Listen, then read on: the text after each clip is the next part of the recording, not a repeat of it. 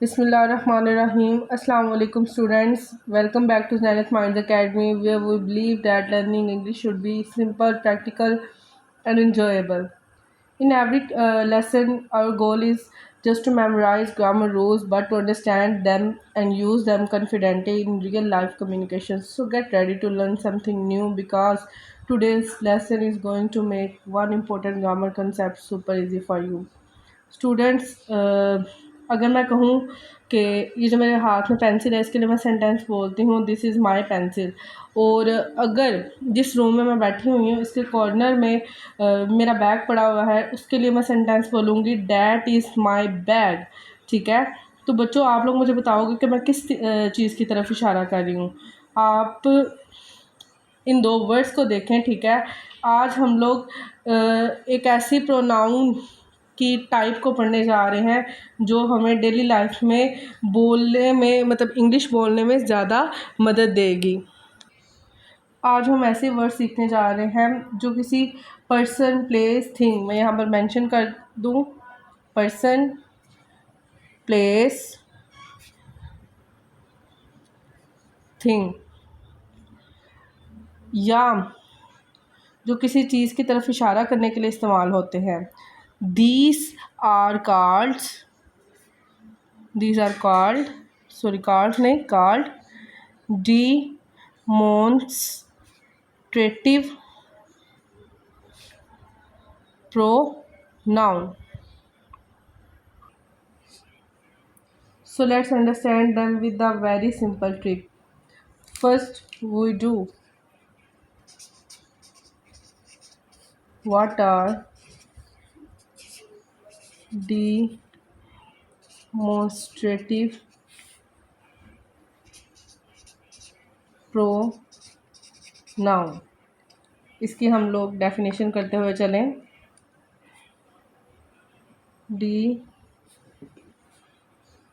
demonstrative pronoun are pronouns that point out or refer to specific people, places, things और ideas. बच्चों आसान अल्फाज में बताती चलूँ आप लोगों को कि जो डिमोस्ट्रेटिव प्रोनाउंस होते हैं ना वो किसी ख़ास चीज़, शख्स, जगह या ख्याल की तरफ इशारा करते हैं। अब इनके टाइप्स भी आगे से, these are 4 demonstrative pronouns which are this, that, these, those.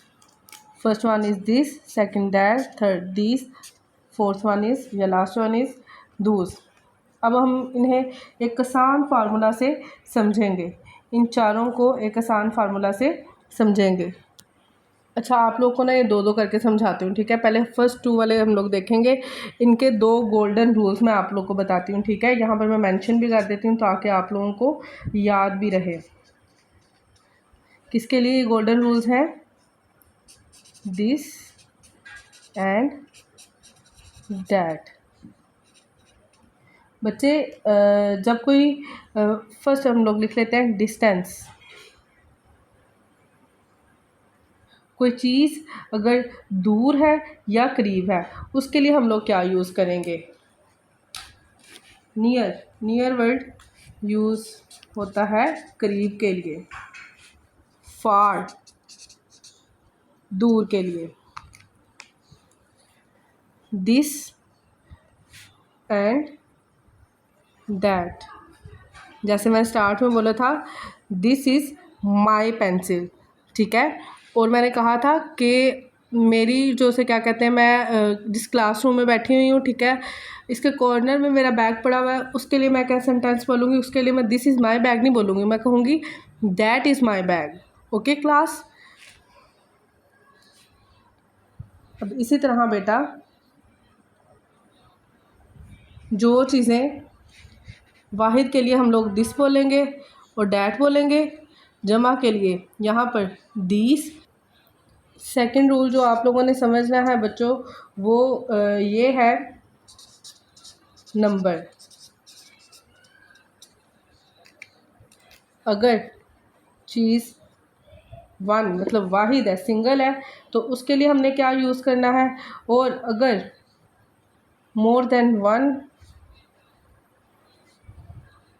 तो बच्चे उसके लिए क्या यूज़ करना है? वन के लिए दिस दैट। ये किसकी बात हो रही है? डिस्टेंस में। Okay students, more than one, मैं ज़रा हाईलाइट कर दूँ इनको, दिस दूस। नियर के लिए, ज़्यादा के लिए, ओह सॉरी वाहिद के लिए, सॉरी स्टूडेंट्स, नियर में ज़्यादा के लिए दीस, और दूर में ज़्यादा के लिए दूस यूज़ होगा। ठीक है, सेकंड रूल भी आप लोग को समझ आ गया। तो बच्चों यहाँ पर हमारे पास एक फार्मूला बन गया है जो कि हम याद रखेंगे, और मैं रिपीट इसलिए कर रही हूँ ताकि आप लोग बार बार देखने से एक दफ़ा ही याद कर लें। One this that, more than one these दूस। अब इन चारों को मैं वन बाय वन आप लोग को समझाती हूँ। नंबर वन पर हमारे पास है दिस, या आप लोगों ने अपने पास भी नोट करके रख लेना है।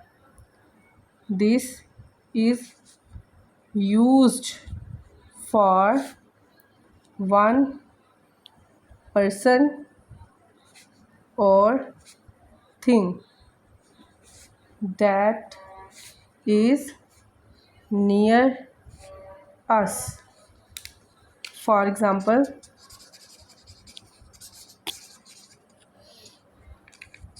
this is my watch, this is my watch. The second one, the last one, this is my register. Second हमारे पास है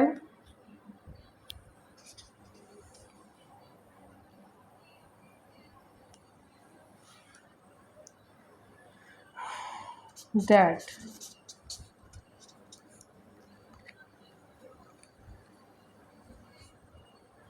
That is used for one person or thing that is far from us.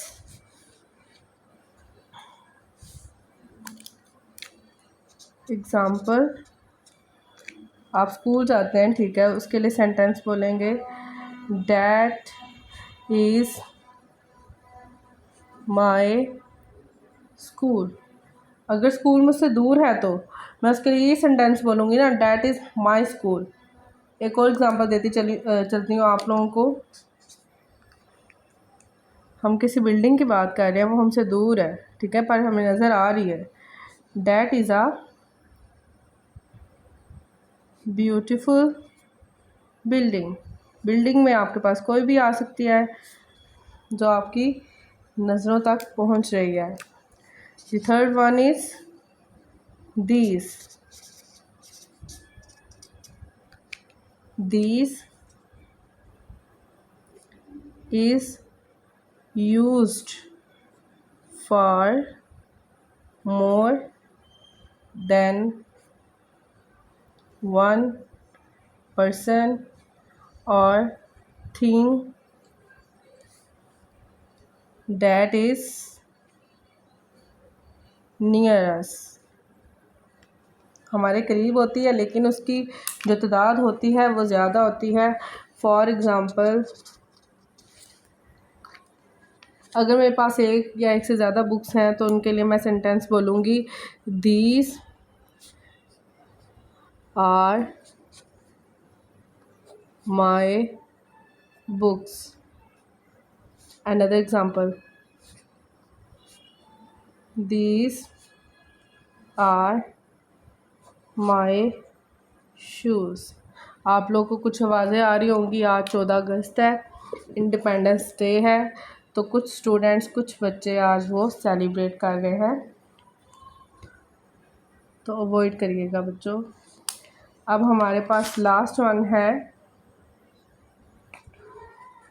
Dooj.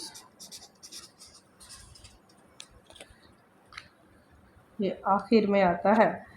Dooj is used for more than one person or thing that is far from us। यानी यहाँ पर बात होगी ज़्यादा की और वो चीज़ भी क्या होगी, हमसे दूर होगी। फॉर एग्ज़ाम्पल, आपके दोस्त हैं, ठीक है, तो एक दोस्त के लिए आप बोलेंगे दिस इज़ माय फ्रेंड। ज़्यादा के लिए आप बोलेंगे those are my friends.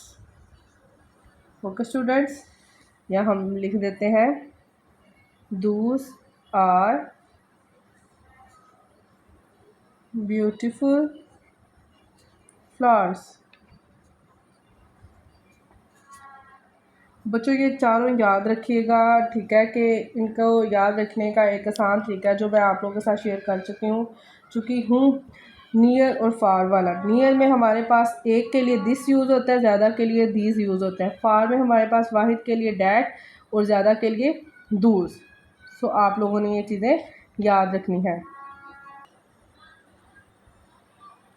So students, that's all for today's lesson. Today we learned the 4 demonstrative pronouns, which are this, that, these and those. This is used for one and near, that one and for, these many and near, those many and for। अब अपनी notebook में इन चारों के दो दो sentences ज़रूर लिखें। Keep practising because English becomes easy when you practice it every day. See you in the next lesson. Allah Hafiz. Fi Aman Allah.